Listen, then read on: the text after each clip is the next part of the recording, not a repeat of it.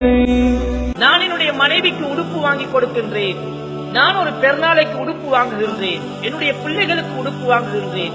நான் ஆடை அணிகின்றேன். இதனுடைய நோக்கம் என்ன? நான் ஆடை அணிவதனுடைய நோக்கம் என்ன? ஆடை வாங்குவதனுடைய நோக்கம் என்ன? 2000 ரூபாவுக்கு ஒரு ஆடை இருக்கின்றது, 5000 ரூபாவுக்கு ஒரு ஆடை இருக்கின்றது. நீ 5000 ரூபாவுடைய ஆடையை வாங்கி அணிவதென்பது குற்றம் அல்ல. அந்த ஆடையை தெரிவு செய்ததன் நோக்கம் என்ன? யாருக்கு காட்டுவதற்கு அந்த ஆடையை வாங்குகின்றாய்? யாருக்கு காட்டுவதற்கு? ஆடை வாங்கின நோக்கம் என்ன?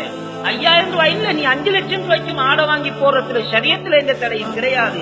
வாங்கிய நோக்கம் என்ன? யாருக்காக வாங்கினாய்? அல்லாஹ்வுடைய பொருத்தத்துக்காக வாங்கினாயா? பரவாயில்லை. மனைவிக்கு ஆடை வாங்கி கொடுக்கின்றாய். மனைவியும் ஆக விலை உயர்ந்த ஆடையை விரும்புகிறாள். நோக்கம் என்ன? கணவனுக்கு காட்டுவதற்கா அல்லது ரோட்டில் உள்ளவர்களுக்கு காட்டுவதற்கா? கணவனுக்கு காட்டுவதற்கு நீ 5000 ரூபாய் இல்ல 5 லட்சம் ரூபாய்க்கு ஆடை வாங்கினாலும் ஷரியத்தில் அனுமதி இருக்கின்றது. ரோட்டில் உள்ளவர்களுக்கு காட்டுவதற்கு நீ வாங்கக்கூடிய ஆடை, நீ ஒரு விபச்சாரி. என்னுடைய ஆடையை ரோட்டில் இருக்கக்கூடிய ஆட்கள் பார்க்கணும்.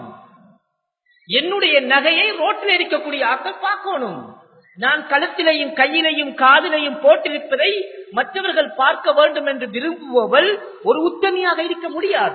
இதே நோக்கத்தில மனைவிக்கு உடுப்பு வாங்கி கொடுப்பது ஹராம், நகை வாங்கி கொடுப்பது ஹராம், பிள்ளைகளுக்கு உடுப்பு வாங்கி கொடுப்பது ஹராம். ஒருவர் தன்னை சின்ன பிள்ளைக்கு உடுப்பு வாங்கி கொடுக்கிறார். பொம்பளை பிள்ளைக்கு வயிறு தெரியுது. பிள்ளைக்கு வயசு இப்பதான் 6 மாசம்.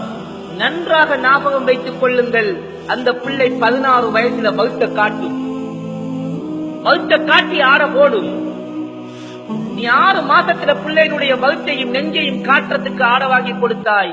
பிள்ளை இப்ப 20 வயசு, நெஞ்சையும் வகுத்தையும் காட்டுது. அதனுடைய தாக்கம் வெளியாகும். என்னுடைய பிள்ளை ஒரு முஸ்லிம் என்றால் ஷரியத்தில் ஒரு ஆடை இருக்கின்றது. என்னுடைய பிள்ளையை நான் பக்குவமாக வளர்க்கின்றேன். உடம்ப மட்டும் பக்குவமாக வளர்த்து சரிவர மாட்டாது. பிள்ளையினுடைய ஆடை, நடை, பாவனை, பேச்சு, சிந்தனை அனைத்திலும் கவனம் செலுத்தப்பட வேண்டும். இன்றைக்கு ஆடைகளுக்கு நாம செலவழிக்கக்கூடிய தொகை, ஆடைகள் வாங்கணும் என்று நான் செல்லல, பிள்ளையா வழங்கிடப்படாது. பிள்ளைகளுக்கு ஆடை வாங்கி கொடுக்கணும், புத்தாடை வாங்கி கொடுக்கணும், உடுப்பு வாங்கி கொடுக்கணும், மனைவிக்கு உடுப்பு வாங்கணும், நாம நல்ல உடுப்பு வாங்கணும், பெருநாள் வந்தா வாங்கணும். அதுக்கு தடை அல்ல. நீங்கள் ஆடை வாங்கும் போது எதற்காக வாங்குகிறீர்கள் என்பதை மறந்து விடாதீர்கள். அதை ஞாபகத்தில் வச்சுக்கோங்க. அல்லாஹ்வுடைய திருப்தியை நாடி ஆடை வாங்குங்கள். இரண்டாவது, அந்த ஆடை அணியும் போது பெருமை கொள்ளாதீர்கள். அல்லாஹ்வுக்கு அது பிடிக்க மாட்டாது. நான் பெருநாள் தொழுகைக்கு ஒரு ஆடை வாங்கி இருக்கின்றேன், அல்லாஹ்வுடைய பொருத்தத்துக்கு இது போதும், அல்ஹம்துலில்லாஹ். அதுல பெருமை அடிக்காதோ. இந்த உடுப்பு இன்ன விலை, இந்த உடுப்பு நான் இங்க வாங்கினேன்.